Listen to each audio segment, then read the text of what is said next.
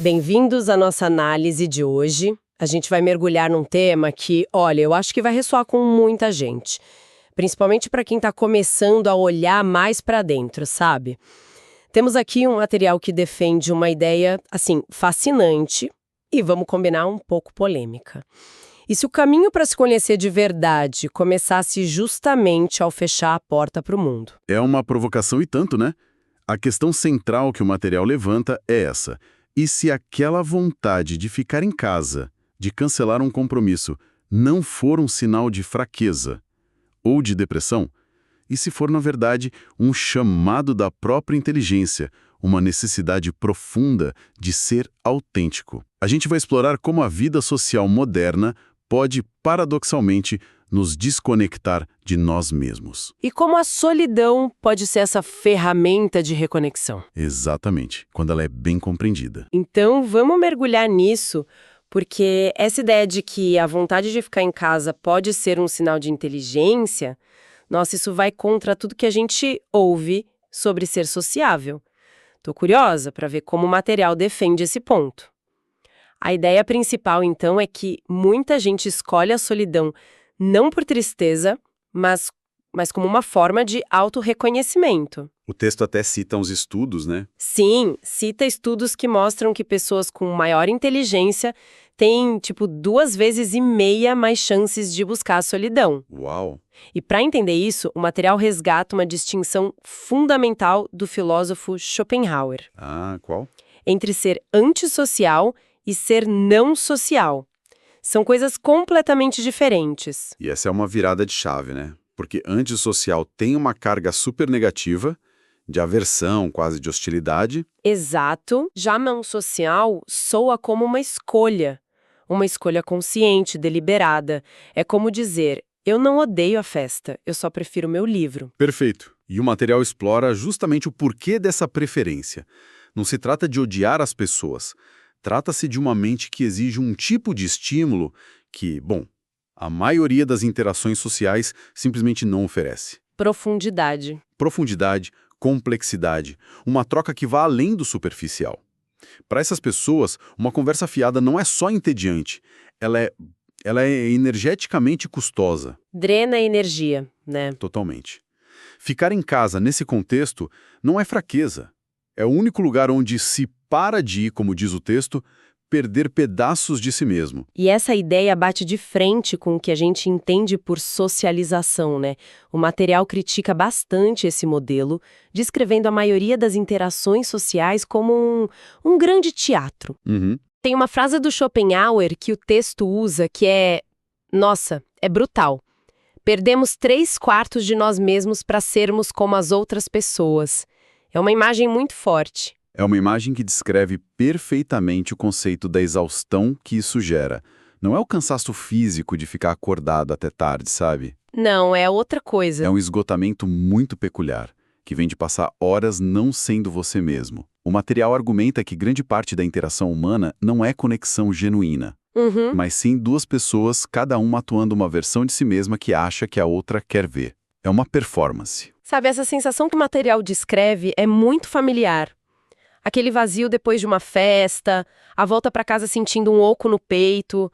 Você estava cercada de gente, mas a sensação é de uma solidão ainda maior. Exato. O paradoxo total. E por que a gente continua participando desse teatro, mesmo sabendo do custo emocional? Eu acho que o material sugere que é por medo, né? Medo de não pertencer, de ser julgado, de ficar de fora. Mas essa performance constante, ela tem um preço altíssimo. Com certeza. Não dá para descansar quando se está atuando. A gente concorda quando quer discordar, ri de piadas que não acha graça Sim. e finge se importar com coisas que nos entediam profundamente. E o resultado, como o texto aponta, é que um dia a gente senta em casa, no silêncio, e não se reconhece mais. Quem nunca, né? E o pior é a sensação depois de pensar, por que eu ri daquilo? É uma microtraição a si mesma. Exatamente. E o argumento não é que toda socialização é ruim, claro, mas que a socialização compulsória e superficial é tóxica para a alma. Entendi. E a exaustão causada por essa toxicidade que nos leva ao próximo ponto do material, que confronta nosso maior medo, a solidão. O texto cita o psicólogo Carl Jung, que disse algo muito poderoso. O quê? Que a solidão não vem de não ter ninguém por perto, mas da incapacidade de comunicar as coisas que lhe parecem importantes. Uau! Isso muda tudo. Porque, por essa definição, dá para estar no meio de uma multidão e se sentir a pessoa mais solitária do mundo. E essa é a questão crucial que a fonte nos força a encarar. Quantos dos nossos relacionamentos realmente permitem essa comunicação profunda? Poucos, né? Se a gente for honesta. O texto defende que a solidão mais dolorosa não é a ausência de pessoas, mas a presença de pessoas que não conseguem nos ver de verdade. A gente confunde proximidade física com intimidade. E, em contrapartida, o material redefine a própria solidão. Diz que a verdadeira solidão não é a ausência dos outros, mas sim a presença de si mesmo. Exato. E essa ideia, para a maioria das pessoas, é aterrorizante. O que nos leva à pergunta óbvia. Se pode ser tão valioso, por que a gente foge tanto dela? O material mergulha fundo nisso usando as ideias do filósofo Alan Watts. A sugestão é que a gente tem pavor do silêncio porque, no silêncio, não tem roteiro, não tem papel para desempenhar. Só tem a gente. Só a gente, sem filtros, sem máscaras. É aquela situação clássica. A gente entra no elevador e imediatamente pega o celular. Ou chega em casa e a primeira coisa que faz é ligar a TV, o som, qualquer coisa para ter um barulho. Porque, como o Watts é citado no texto, o mundo moderno confunde atividade com realidade. Nós nos convencemos de que, se estamos ocupados, se estamos em movimento, então estamos vivendo. Mas o material argumenta que o silêncio não é vazio. Pelo contrário, ele está cheio de tudo aquilo que a gente passa o dia inteiro tentando evitar. Como o quê? As verdades que suprimimos, os sonhos que abandonamos, as perguntas que não queremos responder e principalmente a distância entre quem a gente é de verdade e quem a gente finge ser para o mundo. Então o medo não é do vazio, é do excesso. O medo é de se encontrar com essa pessoa que a gente tem negligenciado. Nós mesmas. Exatamente, porque essa verdade pode ser profundamente desconfortável. Ela revela essa lacuna, expõe os desejos que a gente nega, mostra todas as pequenas traições diárias que cometemos contra nós mesmos para nos encaixar. É uma confrontação, né? Uma confrontação direta com a nossa própria autenticidade. E isso, claro, assusta. Ok, o cenário é assustador. Mas e se alguém decide encarar? Se a pessoa desliga a TV, guarda o celular e simplesmente fica? O que acontece quando se enfrenta esse desconforto? O texto descreve esse processo quase como uma abstinência, como se fôssemos viciados em estímulos externos, em validação. No começo é um caos. A mente acelera, o corpo fica inquieto. Uma crise de abstinência de distração. Perfeito, é isso. Mas, e aqui está o ponto central. Se a pessoa persiste, se ela atravessa essa turbulência inicial, algo começa a mudar. O barulho na cabeça começa a diminuir. E, lentamente, no espaço que se abre, uma outra voz começa a surgir. Não é a voz condicionada pela cultura, pelos pais, pelos amigos. É a sua própria voz. É a sua voz autêntica. E, segundo o material, essa voz, ela sabe das coisas.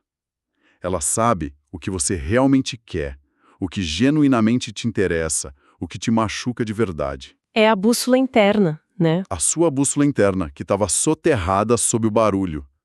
É através desse processo que se cultiva o que Schopenhauer chamava de autossuficiência espiritual. Gosto desse termo, autossuficiência espiritual. Não só como arrogância, mas como solidez. É a capacidade de ser sua própria fonte de validação. Exatamente isso. É o poder de ser você mesmo, independentemente de quem está assistindo. De pensar seus próprios pensamentos sem precisar de aprovação. O texto argumenta que a verdadeira liberdade não é só fazer o que se quer, mas primeiro saber o que se quer. E é impossível saber isso com o mundo inteiro gritando no seu ouvido que você deveria querer. Impossível.